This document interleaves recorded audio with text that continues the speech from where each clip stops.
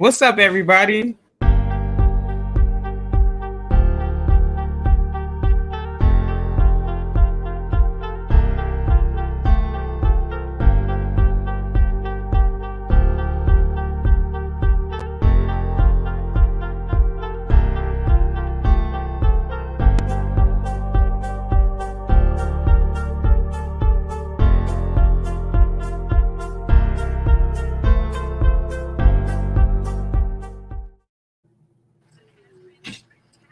What's going on, everybody?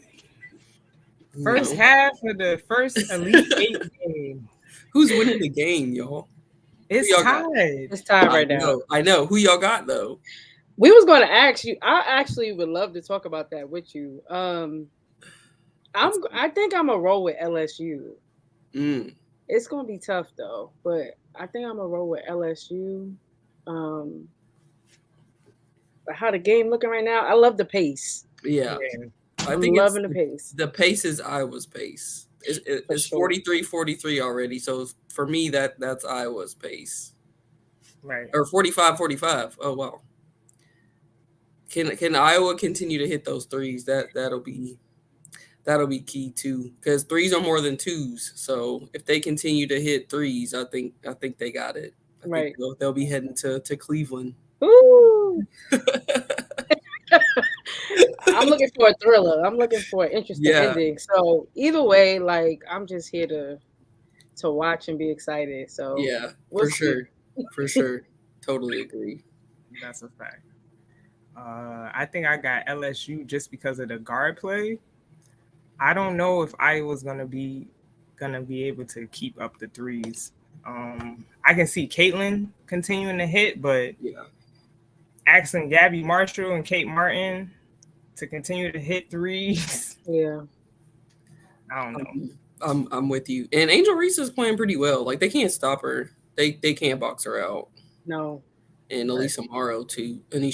So I think it'll be a good ending. What everyone wants at the end of the day. Just a good game. No blowout. Right. And you know about rebounding. That's your wheelhouse. That was my thing. For sure. For sure. So let's get into it. Welcome, everybody. We know that this is in between the game.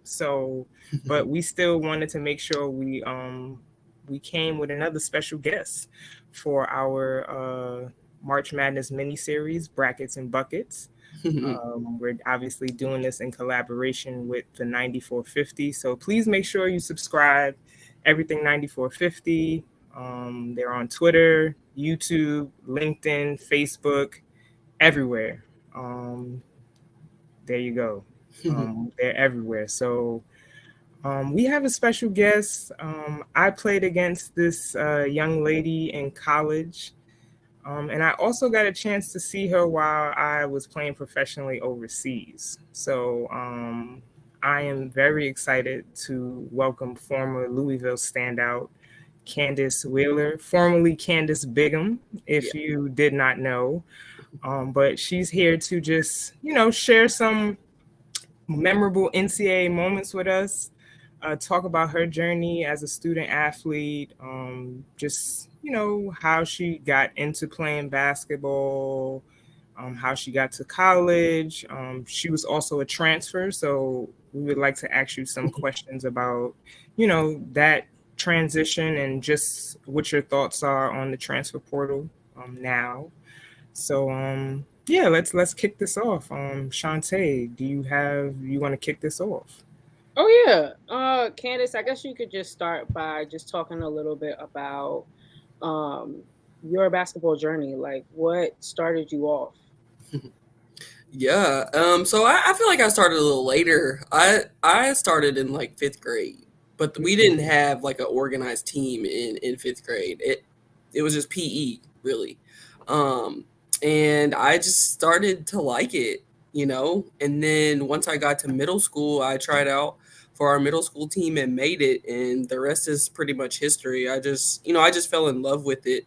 Got good in high school, and so now how it's I'm gotta get a scholarship.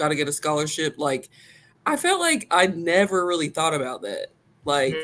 I played AAU for an Indiana team. Like, we're all white. I was the only black person, but loved it. Just loved it. We traveled. Like, my mom was a single parent, so it was just her. Like, we went to AAU nationals. Like, she drove us to Louisiana. Like, she just made it happen. And I was able to get a scholarship, and I decided to go to Xavier, in Cincinnati, which a lot of people like. Some people don't even know that. They just think I went straight to Louisville, which I didn't. Which Louisville was the first to offer me, but I wanted to get out of the city because my high school and my middle school was right across from campus. So just wanted to get out and experience something different. Went there for 2 years. Really didn't play because I suffered stress fractures in both feet. And then it just wasn't a good fit. It just ended up not being a good fit for me. And that's just when I decided to transfer to University of Louisville.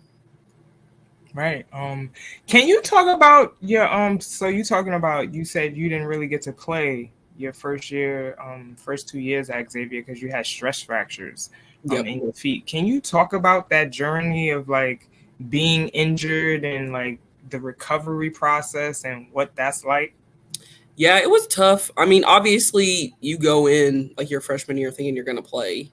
And I didn't. So that was obviously, hard. When you're feeling like you're given everything, as far as being able to get that playing time, but you have, juniors and seniors in front of you. So yeah, like my freshman year, we were just running and like I just heard a pop in my foot. And so that, period was obviously hard, just sitting out, feeling like you're not a part of the team. Like, why is this happening to me? I've never, sustained an injury this bad to where I'm not playing, So when everyone else is practicing, you're on the sideline riding a bike. Like, it was hard, And initially I actually before that, like I wanted to quit because I'm like, what is college basketball? This is hard as heck. Like I've never had to do this stuff before. Like, and I think that's something that's not talked about because I feel like a lot of people, especially that freshman year, they want to quit. My mom was like, no, Candace, you're not quitting. Right.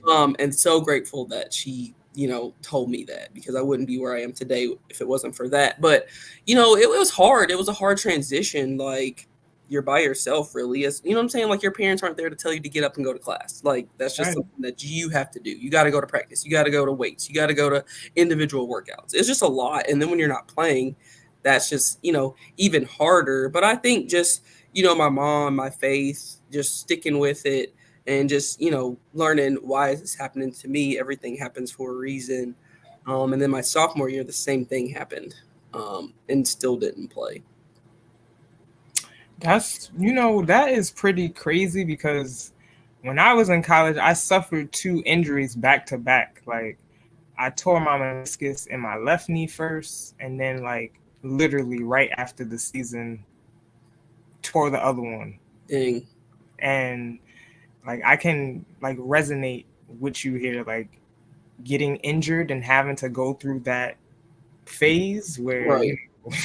And then just can I add to that too? Because like I think, my trainer and then like at some point I thought they thought I was just like trying not to. I didn't, you know what I'm saying? Like because you have those athletes that are trying to get out of stuff. Right. And I was never that person. Like that's not my mojo. That's not my MO. Like I was really hurt. You know what I mean? Right. And it was just tough. Like my sophomore year, towards the end of the year, I started to play a little bit. Like I got a little bit healthy, but after that, like I knew that I wanted to leave and go back home. I missed home too. I was homesick. Like I had never been away from my mom. It was me and my mom were like this, even to this day. So I'd never really been away from her. I had a cousin that still lives in Cincinnati that I would go, hang out with when things were bad or, whatever. But it's just different. Like it just wasn't a good fit. So I ended up transferring. Okay. And how did you come back to Louisville? Like yeah. So obviously there wasn't a transfer portal. Right. So at the time, one of my assistant high school coaches when I was in high school, he was at the University of Louisville. And so, but I got so you still couldn't like reach out directly to them. So you had to like, finagle your way and find other avenues. Yeah. So I reached out to my high school coach, and she told him, but I still didn't hear from him until like later on after we were done playing. And so after we were done, I got released, which they didn't want to release me initially, but we were going to appeal it. And once they found out we were going to appeal it, like there was a whole letter and like everything. Because the coaches didn't, because I played for Kevin McGuff, who is now at Ohio State. And I think they were expecting me to have a big like junior season. So when I told them that I wanted to leave, they were obviously a little surprised. So they weren't going to release me. The AD at the time wasn't going to release me, but we told her that we were going to appeal it, and then she finally released me. So after I got released from my scholarship and all that stuff, I was able to talk to the Louisville coaches, and that's how I got to Louisville. So I didn't. So Jeff Walls wasn't there initially. I was going to play for my former high school coach, who was an assistant, and another coach. So Tom Collin, who is Nikki Collin at Baylor's husband, he was coaching at the time. Got you. Yeah. So that's how all that like came about. Okay. Chanteé, you got any questions?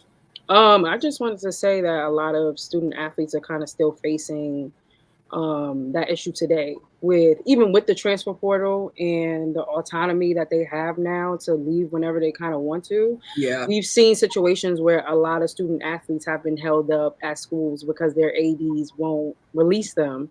Right. So it's just interesting that these situations still are happening, although like the power shift is kind of happening and is in the student athlete's hands. So Brittany, you continue. I just wanted to point that out. I thought that was still very interesting.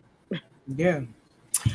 So yeah, can you talk about like your transition going into Louisville? Like, obviously, like, coming into a new team, you being the new person on the new team. Did they welcome you at first? Like, what does that look like? Are you working out with them in the summertime? Yeah. Like, how was that transition for you? Yeah, I think it was smooth.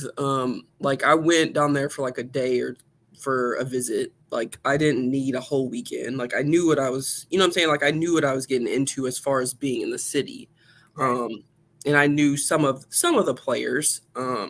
And like we went to the movies and went to eat. Like I was cool with that. Like I already knew I was gonna go there. So it wasn't that I needed this fancy, you know what I mean. But the transition was easy for me, I think, because I was home and I knew I wasn't going to play because I had to sit out. Like, that's when you transferred. Right. You had to sit out. You weren't playing right away, which I needed that whole year just to be on a scout team, get in the weight room. Like, I needed that just because of not being healthy the previous 2 years. But I enjoyed my time there. Now, I didn't even end up playing for those coaches. Because they ended up leaving, and that's when Walls came in. But I felt comfortable. I think they welcomed me, with open arms. Like I felt the transition was fine. Like I enjoyed it. I enjoyed my year sitting out because when they traveled, obviously I didn't have to travel. I had friends and family here, so I could go hang out with them. Like that was school and basketball for me, when we had, recruits or whatever. If we had to hang out, it was fine. So I enjoyed it. I really did. Sometimes I wish that I had went there initially, but I felt like I wouldn't have gone through what I've gone through and appreciated it more coming back, if that makes sense. Right. Okay, so now we know, like, sometimes kids follow the coaches. We're anticipating we're going to see Georgia or more go to Kentucky and follow Kenny Brooks. That's going to be crazy. For sure. Right. How was that coaching change for you? Like, hated it. I love Coach Walls now. Like, me and my husband were just down in Louisiana, talked to him. Like, when my high school team made a run, he called me, he FaceTimed me. Like, love him now. But when he first got there, I was just like, who is this dude? Like, okay, you just came off of winning a national championship. I get it. But, like, because I didn't go there to play for him, right? Like, I went there to play for my old assistant high school coach. Right. And so that transition was tough because I'm like, who are they about to bring in? Like, he's not going to keep anybody from the previous staff. Like, what, Lord, what are we doing? This is not why I came to Louisville. But, I just finally, and he talked with all of us, obviously. When you get a new coach, they come in, they have one-on-ones, and like, because I was kind of rude, like at one point when he was talking, like I just wasn't listening, like I just wasn't feeling him, and I don't necessarily know that he was feeling me. Like he's like, "Who are you? Like you came from Xavier with no numbers, like you know what I mean?" So not that he said that, but I'm just saying, right. Like he's got Angel. Like at that point, he had Angel McCautry. Like the rest of us were not nobodies, but you know what I'm saying? Like we weren't from what he was coming from, right? But then like I was just like, you know what? One day I was like, man, he just won a national championship. Like at the end of the day, I have to respect that. Like he knows how to win, and that's why I came back, because I wanted to win. They were getting back to NCAA tournaments, like so. I just put my pride aside and just finally bought in to what he was telling us, and it kind of worked out pretty good. Yeah. So can you just talk about like the development of the team? So the year you were out, y'all went to the NCAA, y'all got bumped out in the second round. Y'all lost to Arizona State. Yeah. The following year is your junior year, where you get to play. Yep. Y'all make it to the Sweet 16. Can you talk about just like how, like, because you played with Angel McCautry, right?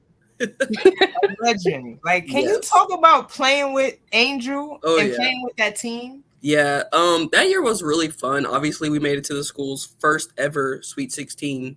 We should have beat North Carolina. Like, we were so close. But anyways, like, it was awesome to just experience that, being the first to do that.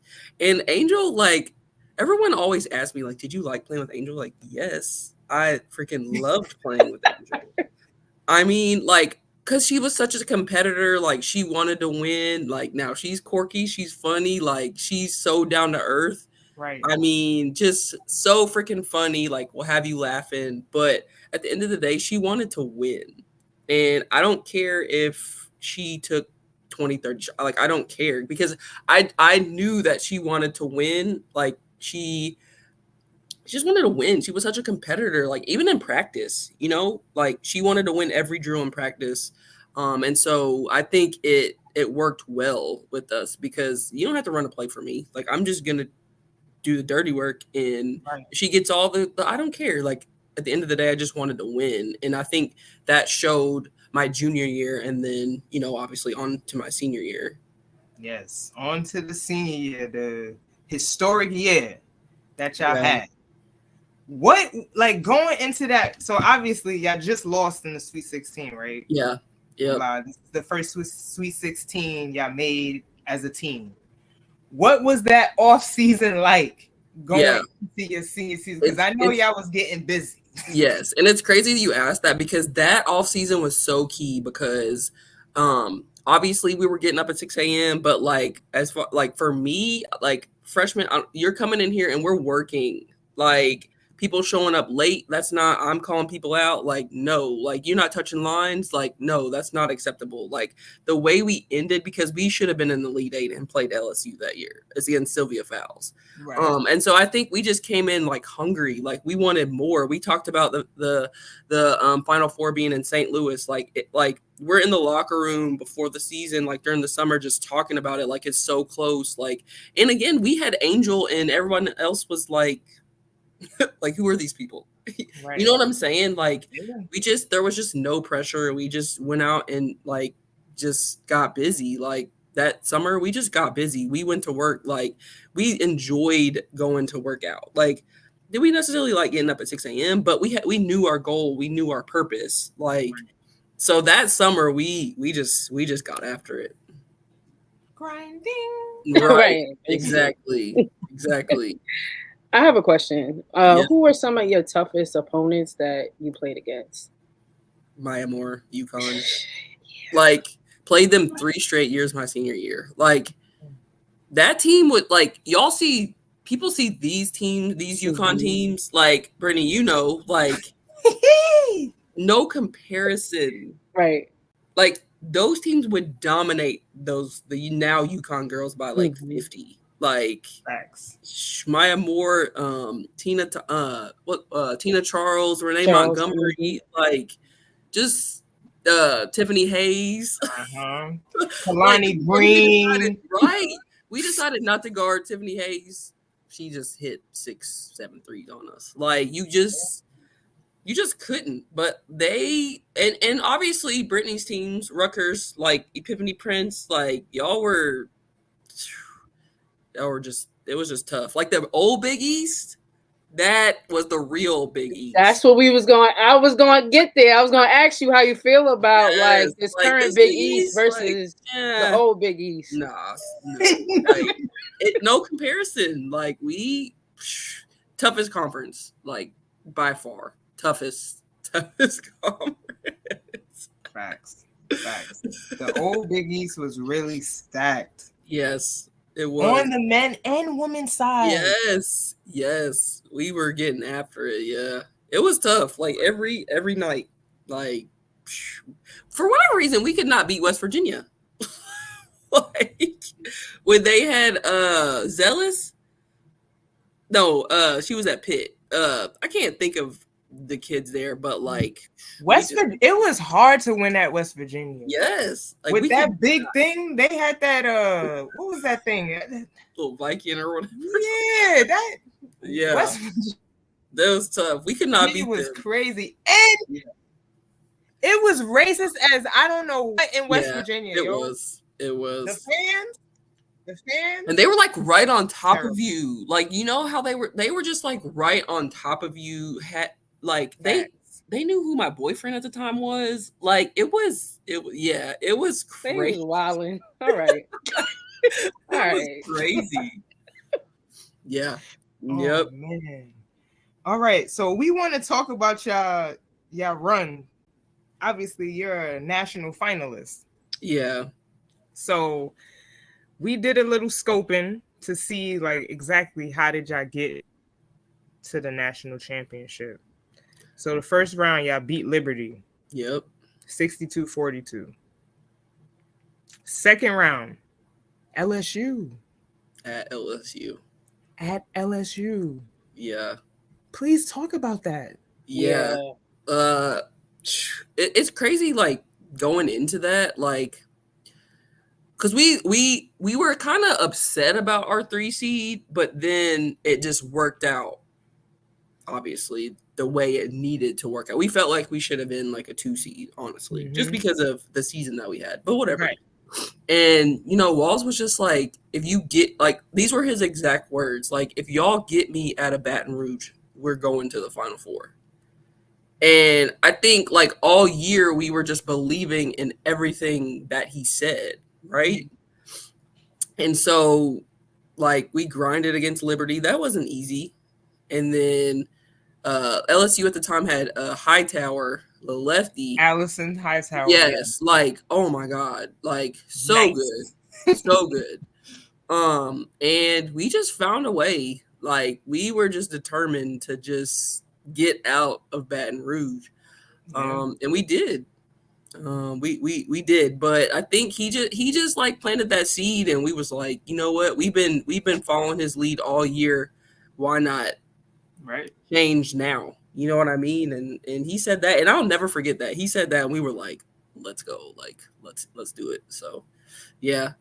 Look, that's supreme faith. Yeah. Having your coach, that's how you know, like, right. Yeah, team. Yeah. Right. He the leader. Let's go. Right. Sweet 16, y'all beat Baylor.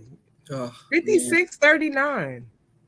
That was a grind. And I think like the turning point, which is crazy, is I hit like a corner 3. And then it was like back and forth. And like nobody was really scoring. Obviously, you see the final score. Mm-hmm. But I ended up hitting a corner three, and I didn't really shoot three. You know, I didn't really shoot threes like that. Right. Like, use the mid-range queen. Yes, but like that summer, because you guys backed off of me my junior year, and like that summer, I just went to work, just working on my jump shot, my 3-ball. Coach Hurd, who's now at Mercer, like she would get in the gym with me like all the time. I hit a corner three, the left corner three, and then came down the next time, hit the top of the key three. And I think that was just the separation. And then Angel just started to do her thing. I think we had some freshmen that hit some big shots, and we just that was a grind. Yeah, I think y'all had what's her name on the team? Becky Burke. Was she on the team? Yep. Yeah. That girl could shoot. She was on my nerves. Yeah. Like right. Yes. She was the kid like you left open. You're like, oh shoot. Right. Like and I feel like you don't have like some like I will okay, but like now like it's hard to find. Like it's hard to find that just knockdown. Like when somebody shoots it, you're like, oh shoot. Right. I feel that sentiment when we were watching the game the other day. Lily Hansford on Oregon State, she gives me that vibe. Yeah, she's a lefty, and yeah. I would just like, oh my god, absolutely. Don't leave her open, please. For sure. Yep. Elite 8, y'all beat number 1 Maryland. Walls was waiting for that game. Brenda Freeze, I know she was tight. Well, you know that's who he worked for at Maryland. Right. So like that was already like, you know, that he was waiting for that game. We were waiting for right. And we started off hot. Like I ended up fouling out that game, but we started off hot, and like we just I don't know. It's like NC State men right now. Like when you're on like and it's just that your group. Like the managers who like you just feel a certain way, and I just think that's how we felt. Like, was nobody gonna beat us? We just weren't gonna allow that. So, yeah, we ended up like beating them, and that was like one of the best feelings ever. Y'all made it to the Final Four. We did. School's first Final Four. Yeah. Oklahoma. What was the Paris sisters on that team? Yes. Yes. Courtney Paris, Ashley. Yes, they were. Oh, that was a grind. Please talk about that. Yeah, because we were down. Like we got down at halftime by like 15, I think. And I don't like he came in there, he ripped us. Like Angel didn't play well. Like she wasn't playing well. Like he's like, where are you at? Like it wasn't like, oh, like this is the Final Four. No, he came in there and was just like ripping us. Like we weren't showing up. You know what I'm saying? Like we weren't doing like playing, you know, how we had been playing to get to that point. So all of a sudden we came out and you could tell like Oklahoma was just like, you know, we chilling, like we got this game. And we right. No, negative. We started pressing, like getting out and running in transition, and it was tied at the end. Like I got fouled. I think we were up or something like that, like 1 or something. I made one of 2 free throws. I was like, okay, we're up 2. All right. And then they got the rebound off that second one, and Danielle Robinson, she like let it go. And I'm just like, that ball's in there for the longest, like, and it like hit the rim and went out. I was like, oh my God, thank you for it. Because, you know, I would have been mad had I missed that second free throw. I mean, she would have hit that to win the game. So another amazing feeling, like, okay, now we're going to play for a national championship. That's crazy. Like, not a lot of people can say that. So at this time of year, I just get so excited because I know what it's like to play in the Final Four in the national championship, and nobody can ever take that away from me. It's just such a surreal feeling. Mm-hmm. Facts. So, like, can you just, you know, speak on that? Like, obviously, we're both national finalists, right? Like, I lost to Tennessee in 2007. What was that like for you? Like, it was making it, like you said, like making it to the chip, playing against a legendary UConn team like that. for the having third the focus for that game. Right. Like Yeah, everything going on, I know. media, nerves, like Yeah, family, friend. You know what I'm saying? yeah. Like school, like it's a lot. Like interviews, like Yes. you know what I'm saying? Because you go to like practice, shoot around, you're always getting media attention. It's a lot. Like, and I can only imagine now for Right. these athletes because of social media and Yeah. NIL deals. Like, I can Right. only imagine what that's like. Like, I'm so glad I'm not in that generation because I probably would have quit. Like, cause I'm not a attention person anyways. Like, I don't like that. Like, put me in the background, I'm good. You know what I mean? Right. But it was such a surreal, like amazing feeling. And then, we're going in to play UConn for a third time. Like, obviously Yeah. we're like, all right. You know what I'm saying? Like, we're gonna go out here and compete, but at the end of the Right. day, it's like it's freaking UConn. Like, Yeah. and they were on that run where they ain't losing games, and Mm-hmm. Maya Moore is just really good. Tina Charles, really good. Renee Montgomery, really good. Like, I mean, at that point, we're like, all right, we're just happy to be here. You know what I'm saying? Like, obviously, we're gonna go out there and compete, but that we're just gonna their ability and strength and numbers was just gonna eventually take over. As far as what we had. But again, like the city of Louisville is obviously happy. We're happy. So yeah, it was exciting. This time is always exciting for me just because I know what it feels like. Factories. So after your college career, you go on to play professionally. Can you talk about being selected in the WNBA draft? Yeah. What that process was like? And then it was kind of like nerve-wracking because obviously I had built my stock up a little bit better by getting to the Final Four and national championship game, but I still didn't know. And I was the last pick of the third round. So, I'm watching it and I'm just like, okay, am I gonna get selected? People are saying you're gonna go here. And then my phone finally rang, and it was Dan Hughes, who was the GM and the coach at the time. And so that was surreal. Like, what? Like, I just got drafted. Even if it was the last pick, like, right. got drafted. You know what I mean? And so, like, probably had about a month or so before I actually went to training camp. They fly you out to training camp. Like, it's just crazy. It's just crazy, like, playing professionally, being there with, like, Sophia Young, Vicky Johnson, Becky Hammond. I was gonna say with Becky stars. Yes, like, you know what I mean? Like, it's just like, oh God, okay. And like at the time I was like excited, and then I just was just like, like I wasn't really feeling it, to be honest. And so I left training camp.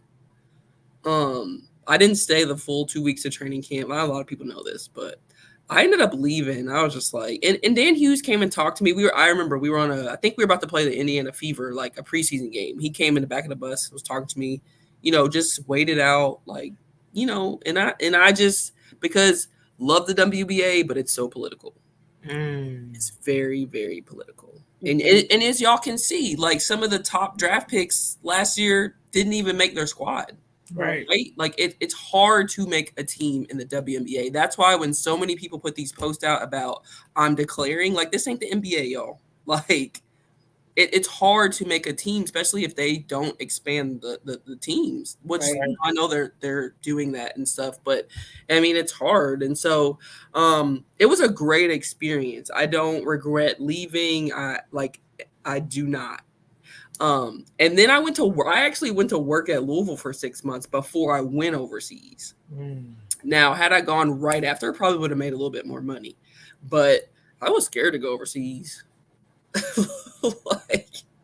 Can you talk about your experience with that? Because I know Brittany often talks about her experience, and I would love to hear how that was for you. Right. So initially I didn't go. So I worked at Louisville for 6 months, and then I'm like, all right, I miss basketball. Let's just go play. So I went to Germany half a season. So I went the second part of the season. I went to Germany, and like I actually enjoyed it. Mm. Because I had like 2 other Americans, and one of my Americans that I actually lived with, she was older and had like gone through the process. So she was like extremely, extremely helpful. Right. You know, like I couldn't drive a stick shift like she could. Like That sound like me. right, like I could not. She would try to teach me. I'm like, nah, you got it. You can drive us. Like, but it was fun. Like we played EuroLeague too, so I went to Russia, like played against Monique Curry, like it was fun. Like I enjoyed it. I really did. Obviously it's different. It can be lonely because the next year I went to Luxembourg and I was the only American on my team. So that experience is different. Like so in Luxembourg, you have like one American per team and you don't travel as much. You just travel within the city. Had to learn how to use stick shift, but you know, my day consisted of going to shoot. Like me and the American from the men's team, we would go shoot in the morning for like an hour, and then we would have practice at night. And then like during the day, you was just chilling. Like so to be away, yeah, there was Skype. You know what I'm saying? But it's still different. And my mom didn't come out and visit me, so it was Skype every night, every other night, friends, Skype, email, whatever the case may be. So it was lonely, but I tried to make the best of it. Like I would travel some when we had time off, but I just got to the point where I'm like, do I really want to spend the next 10 years of my life doing this? I didn't. So I did Luxembourg for 8 months, and then I went to Puerto Rico for about 2. And then that's when I got into high school coaching. Okay. Your coaching career started after you basically came back from Puerto Rico, essentially. Yeah. Mm-hmm. Okay. So did you start on the collegiate level or the high school level first? I did high school first. It was a school here in Louisville, Fern Creek High School. There was an opening there. I went there for a year, and I was just like, I don't think this is for me. And so that's when I called Jeff Walls, and then he put me on as a GA. So when they went to the Final Four in 2013, when they beat Baylor and Brittany Griner, I was a GA on that team. Fire. Yeah, so was able to go back to another Final Four, you know, in national championship game as a GA.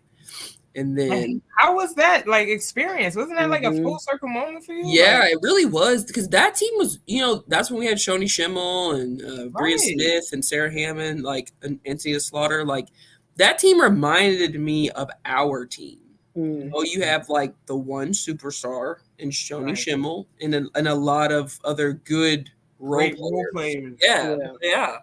And so, you know, I would talk to them all the time, like, y'all are good enough, but you have to buy in. Right.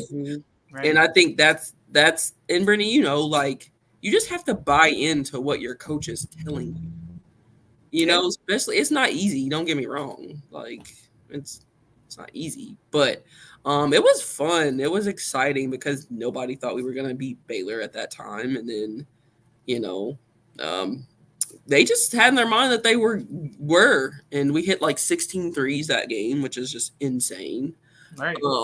And so that was a fun experience too, just kind of being on that other like coaching side of it, and you know, seeing if I really wanted to get into college coaching, because that's different.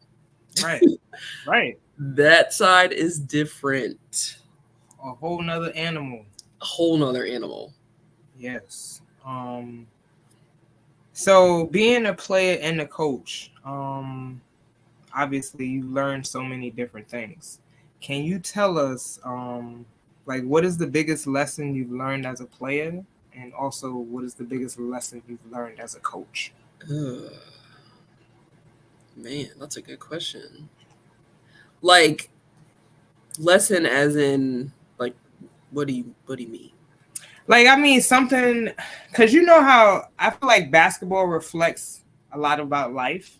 Yeah. Okay. Yeah. I got you. I think as a player, like I just learned how to be like disciplined and just like hold myself accountable.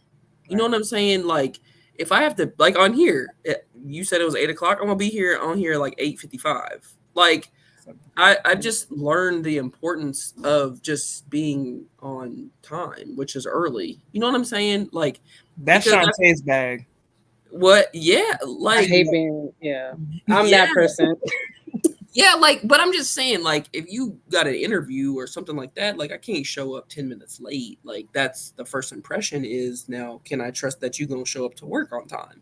Right. So I would say that I've learned, that as a player, but also too as a coach. Like, I just feel like being a player has taught me just so much in life in general because and what I try to tell my high school kids now, like, this stuff teaches you so many life lessons that y'all don't even understand right now.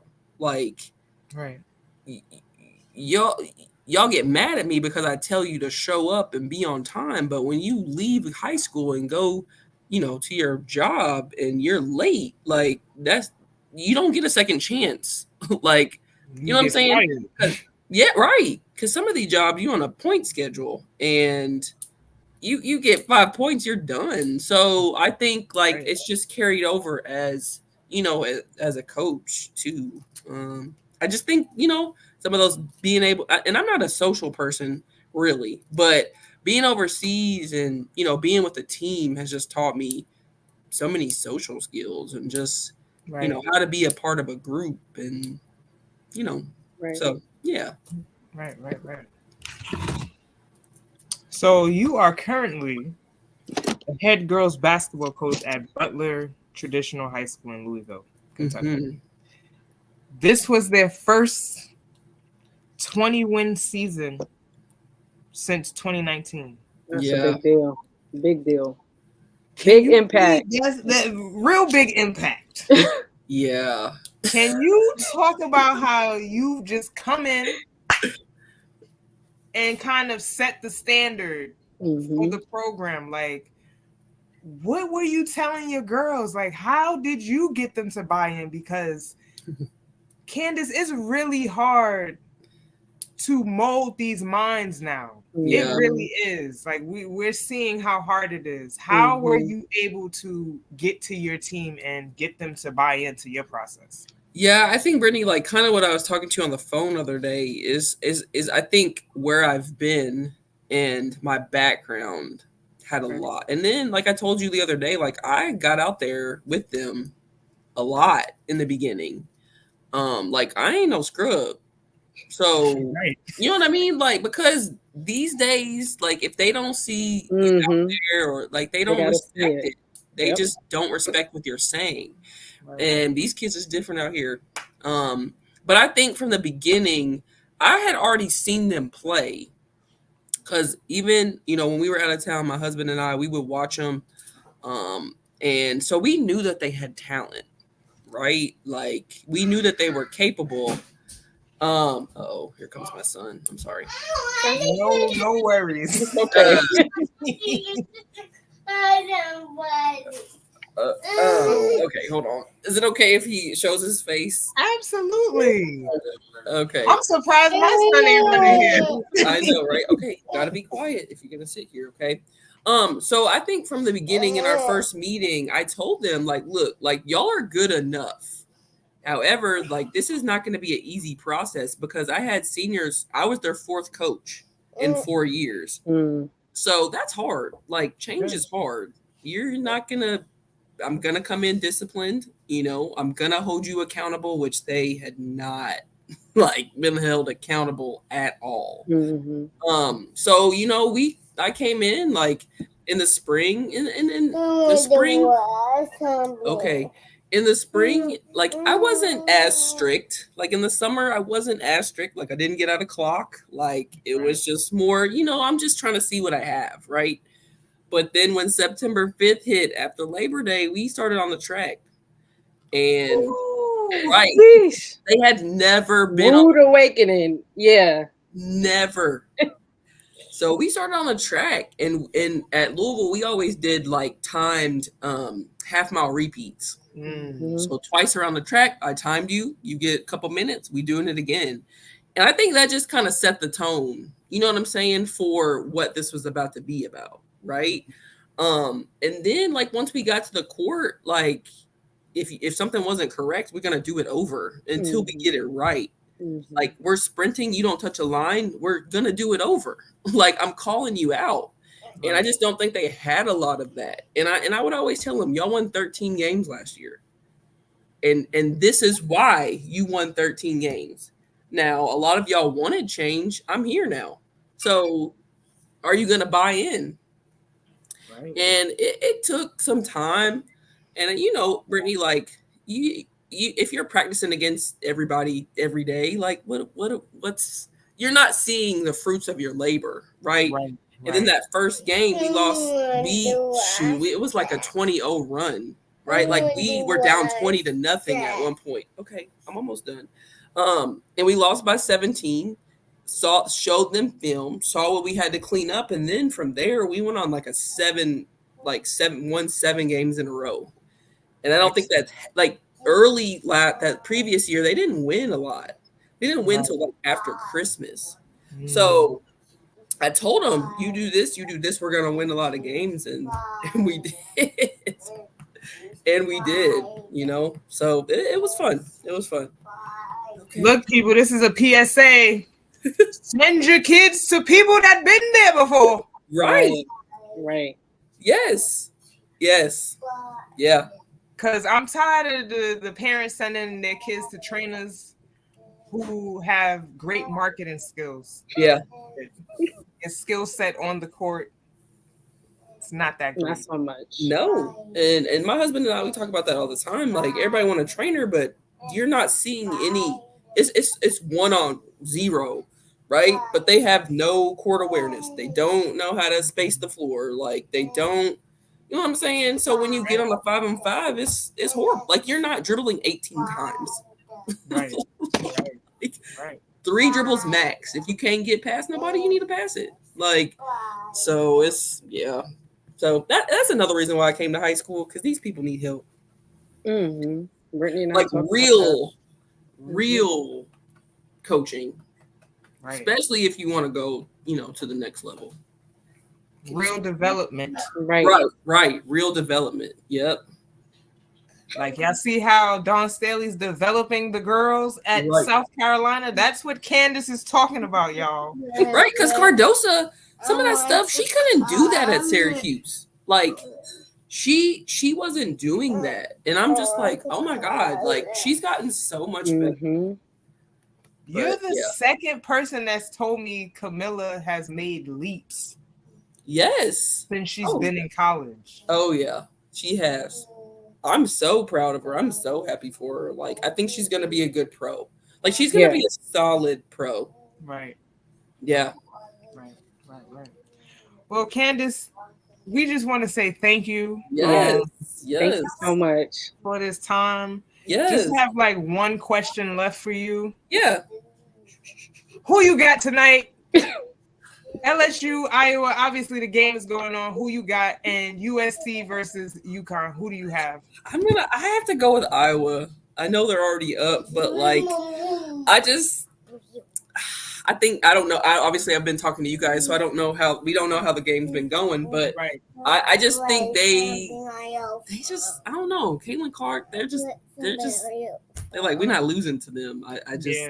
I just think, and then I'm going to have to go with Juju. I like Paige, but she's different, man. Like the other game, I was actually able to watch her for a full game, and I know she didn't shoot the ball well, but she's different. Like she's like, I know they're comparing her to Maya Moore.